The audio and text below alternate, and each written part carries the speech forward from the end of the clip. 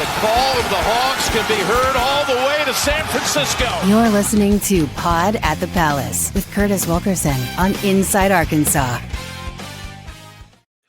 What's up, everybody, and welcome into a special edition of the Pod at the Palace presented by SARACEN, Arkansas's #1 sports betting app. I'm your host, Curtis Wilkerson with Inside Arkansas, here to talk about a little bit of breaking news on the Razorback basketball front today. Maker has announced his commitment to the Razorbacks today, the 7-footer with a 7'7" wingspan. Man, that's crazy. Chose the Hoop Hogs over Memphis. So if you guys remember, a couple weeks back, he visited both schools. He was at Memphis, spent a day there, came right across the state of Arkansas and made a visit to Fayetteville. And then he kind of went radio silent, honestly, for a couple weeks there. And then he made the social media tease, shout out to the Matrix, on Saturday, and then announced his commitment and popped for the Hogs on Sunday. So, hey, look, man, knowing the traction, or excuse me, the reaction to his visit when I put it out there a little while back, I can imagine the mixed feelings about today's news. That probably will be making their way through the comments or whatever. Everybody's looking for the starting big man. What's happening with the stay or go? Like, there's a lot of pressing stuff on the table here. I get it, man. Look, let's play a little game of the Andrew Ellis special here. Two things can be true at once, right? No, this is not Arkansas's pickup for their starting center. And no, this is not the last addition to the front court that's going to be made, even though with each day that passes, I know it kind of feels that way. They're not done. They're just not operating on our timeline. But what this is, it's a low risk, very high upside developmental pickup that I'm really intrigued by. Seriously. It wouldn't necessarily, I'm not expecting Maker to come to Arkansas and give a whole way of, by way of early production or contributions right out of the gates. Might wind up being a redshirt candidate. But if you take one look at this guy, you can see what makes this so enticing. And so then my question is, why not? Why not? Think about it this way. When he came on his visit to Arkansas, the staff was still very much in evaluation mode. We're still deciding if we're going to take him, if he's the right fit for us and what we're looking for. And they just took him. So I think that tells you all you need to know about what they thought about the visit and what they think about what he could be down the road as a player. So to me, this is a very, very interesting project, but who knows? We say that now, but you never really know. Maybe he shows up on campus and he really surprises. And he starts giving dudes buckets. You never know, right? We'll have to see. But I've got an open mind going into this. I love the measurables, though. That's where it starts with Maker. I didn't stutter a minute ago. 7 feet tall with a 7'7" wingspan. So think about Trevin Brazile, for example, coming in at right around 6'10" with that 7'3"3/4. We saw that at the combine when he tested a while ago. And what was the big thing for Trevin? I mean, obviously, he was a versatile player and everything, but it was the length, man, the length. It's crazy, the athleticism. Now you got a guy who's got he's taller and has 3 inches longer of a wingspan there. That's kind of crazy if you think about it. There aren't too many human beings on this planet who have those dimensions, for starters. So that's a plus for me. You watch the dude play, and we'll play a little bit of a highlight clip here in just a second, but he can shoot the three. He runs the floor like a zebra or gazelle or something. He plays well above the rim. Honestly, he's pretty fluid with the way that he moves. Like, there might be something there here. He can handle the ball surprisingly well for a guy his size. He needs to refine. He needs to sharpen up a lot, obviously, but there's some real skill I think that you can work with here. What's the deal? Skinny, right? He's very skinny. Probably needs to put on legitimately like 25 to 30 pounds before he's ready for the physicality of the SEC. In the front court, unless he's going to be a 7-foot guard, and well, maybe if he's got the skill set for it. But look, that's what summertime's for. It's time for Body by Dave Rich, and we'll see how much of that comes between now and opening night, how much they can put on him. But there's something to be said for getting into a structured SEC program like this with all the resources available to him. So the type of nutrition that he's going to have at his disposal, the strength and conditioning program, the very specific individualized regimen that they'll put him through. And who knows, man? How much can he put on before November? I will say in some recent videos that he's put out, just social media and stuff, it looks like he has definitely added noticeable weight since high school. And he's still got a ways to go, but you got to have a starting point. And if you're seeing him start to put pounds onto that frame, that can only be construed as a good thing. But I've said it once and I'll say it again. To me, the way I'm looking at this is, it's like Palo Samito graduated from the Kenny Payne developmental train. And Maper Maker is going to be the one who comes in here and takes his spot. You know, Palo is a guy who's probably going to be relied on to be more of a contributor this year coming off of that red shirt, which was the entire point of doing it. Now, it stinks for Palo because he wound up dealing with an injury that had him sidelined for a while, so he missed a decent chunk of that developmental window in season, but still, that was kind of the entire intent of him doing this. You got a guy like Elmer Zafich who hit the portal. I think the goal will be for Maper to, you know, develop in and hone in to being a guy who could help Arkansas in the future. I really don't know that was ever the case with Elmer, so I'd place him a tier above that. I put him right in line with that Palo Samito type of thing that they were trying to do with him this past season. You got to have some length to go against in practice too. That's going to be very important. Remember a couple years ago when Arkansas had that short roster and they were, it was Jonas Adu and TB and Big Z, and they were practicing against the GAs every single day. And guess what? Tamaj, the main guy that they were going up against, he's done with his GA spot, and he's got an assistant coaching position at his alma mater in Towson now. So he's not going to be around for the guys to beat up on. But the flip side of that, think how good it will do Maper to practice against Arkansas's front court every day. Go against Paolo, the guy that you're, kind of trying to emulate with the way that he's kind of gone about starting off his career point. Going up against a guy like Mika Murinen, who is, a 7-footer with a similar type of skill set there, who's got the chops to be a potential first-round pick. And, Cooper Bowser, who's going to be a veteran who's been doing this for a long, long time. Whoever else they bring in here, that's only going to make a guy like Maper Maker better every single day. And look, man, he was a coveted prospect before. Maper was.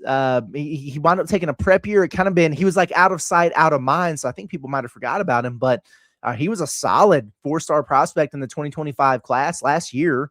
And he had offers from places like Arizona State, Oregon, some other schools that were showing interest in him. He played in some good programs. He's at Bella Vista Prep, and he played for AZ Unity on the EYBL. So, he didn't wind up in college. And that was kind of the question. I've told the story before, but I remember this time a year ago when we were kind of waiting to see how Arkansas would fill out the roster. And I was looking around at all the top 150 high school players that were still available. And it's like, man, there's a bunch of 4-stars that are still out there. Why couldn't Arkansas get this guy in or get that guy in and work with him for a year and see what you can come up with, see what you can develop? And Maper was one of the guys that I talked about. So it's kind of interesting that maybe it's playing out that way here a year later on the turnaround there. But he's been playing with AUNZ Prep. It's a Vegas-based Australian academy where he's been putting up big numbers. They played on a grind session deal, and he was playing some schools from Arizona and some more familiar names to us. He had a game where he put up 35. So it's interesting. I'm anxious to see what comes of this. I hope that they let us into a practice to check him out and see what he brings to the table. Thon makers, because you hear it, Maper. Yeah, there's a ton of them out there. It's like the Smith name over here. Thon Maker's cousin. Everybody remembers him, and he's got some brothers that are also former college players, pros. But Thon, who everybody remembers, he's actually been working with Maker and training him and stuff throughout the early portions of the summer here, which is a really, really good thing to see. That's only going to help him. So let's take a look at the, just a little highlight clip from the newest Razorback, and then we'll wrap with some things and call it a day here. But here's a look at Maper Maker from one of those games that he played a little bit earlier here in the 2026 calendar year. So you're going to see him trailing and catch this pass, and right away you'll be like, oh, yep, that's definitely him. The very, very tall, incredibly long, Gumby looking, but also pretty skinny dude. But catch on the move and power up and dunk on a guy. And why not? You'll love to see it. I think you guys are going to like seeing the 3-point stroke that he's got there. Really good looking shot. Here's him flaring out and, making a little dribble handoff move and a kick out. Okay. Just showing that he can put it on the floor a little bit. His size really stands out, man. Dude is tall. He's probably going to block this shot. Yep. Get it out of here. If I had an 8-foot wingspan, I'd do that too.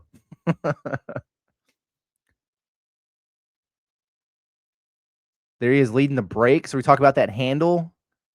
It's pretty good stuff there. He's a very good passer, honestly, for a guy at that size. Yeah, just throw it up over the top to him and let him go high.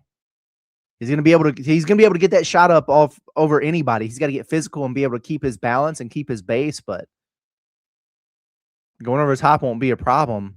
Look at that, man. That's a good pass. He's like leading the break as a guard. So, yeah, a lot to work on, a lot of weight to gain. But this is a dude that can play a little bit of ball, man. It's just not some random 7-footer that they brought off the street. Look at that jumper. High release, quick release.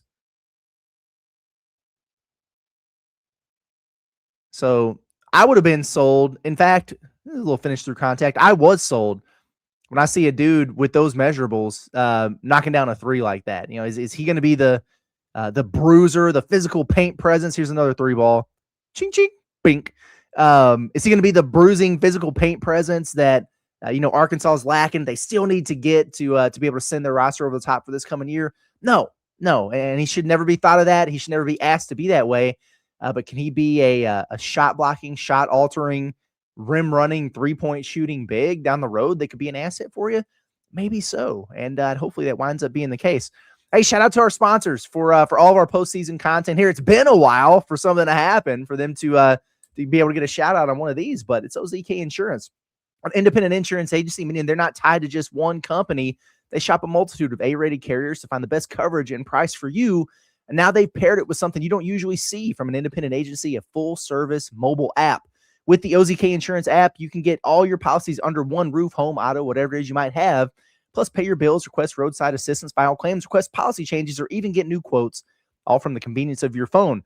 If you're tired of being stuck with one carrier or chasing down paperwork, go to ozkinsurance.com or search OZK Insurance in the App Store or Google Play. It's a local agency with national-level options. Powerful app. That's OZK Insurance. All right, real quick as we wrap up here, always the question after Arkansas gets somebody, what's next for the Razorbacks? Well, a lot of things, right? A bunch of guys are moving back onto campus here on this holiday weekend, Memorial Day weekend, because summer classes start Tuesday, and then official team workouts, they'll get in the gym and be doing some stuff. They might do a little bit of work with, a GA or something here and there, but they'll start the team practice type of stuff here shortly after, probably within the next week or so. Obviously, the NBA draft withdrawal deadline is coming up on Wednesday, so all eyes are on that. And yes, Arkansas is still on the hunt for a starting big man to hopefully put the icing on the cake for this roster. Who will it be? Well, wouldn't you like to know?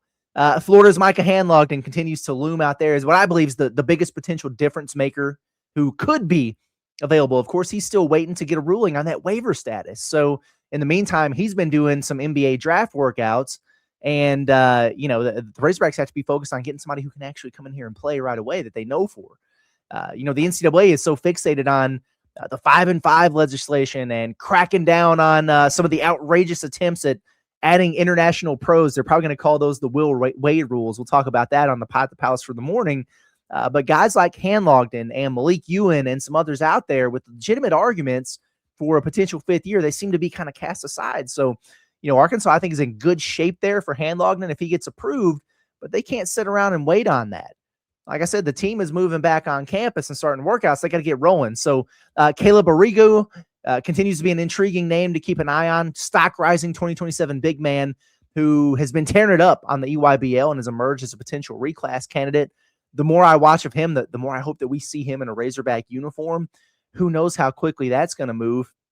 And then with the NCAA allegedly getting serious about cracking down on the players coming over to college basketball who are, multi-year international pros, that makes it seem like the Zachary Perens, the David Aqueras, guys who we talked about before the weekend, the world, the Kai Sotos who are a little bit older with the interesting situations, those are starting to feel progressively more unlikely based on where this is going. When you combine this stuff from the NCAA with how we know Cal kind of feels about kind of some of the things going on with the game, that seems less likely to me. Doesn't mean that you rule it out entirely, but there's still going to be opportunities for college-aged international players, the young guys, the youths, as we call them, and we know that John Calipari is a fan of those. So, I've got my eye more on the younger international talent, Momo Faye, who we've talked about, John Maker Bull, who we've talked about. I don't know if Arkansas is connected to either one of them. They should be.